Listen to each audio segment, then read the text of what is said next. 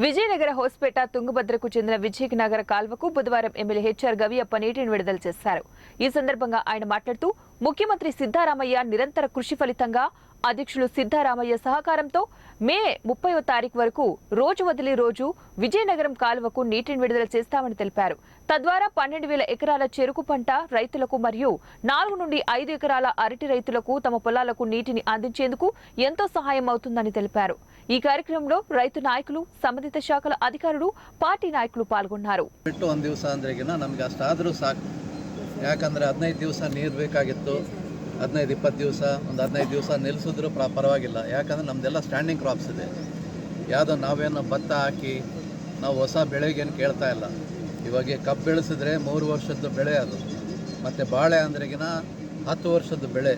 ಇವೆಲ್ಲ standing crops ಇರೋದ್ರಿಂದ ಮುಖ್ಯಮಂತ್ರಿಗಳು ಮುಂಚೆನೇ ನಮ್ಮ ಶಿವರಾಜ್ ತಂಗಡಿಗೆ ಸಾಹೇಬ್ರನ್ನ ಅವ್ರ ಆಫೀಸ್ ಕರೆಸ್ಕೊಂಡು ಆದೇಶ ಕೊಟ್ಟು, ಇಲ್ಲ ಏನು 20,000 ಎಕರೆ ಹೊಸಪೇಟೆ ಕ್ಷೇತ್ರದಲ್ಲಿದೆ ಆ ಸ್ಟ್ಯಾಂಡಿಂಗ್ ಕ್ರಾಪ್ಸ್ಗೆ ನೀರು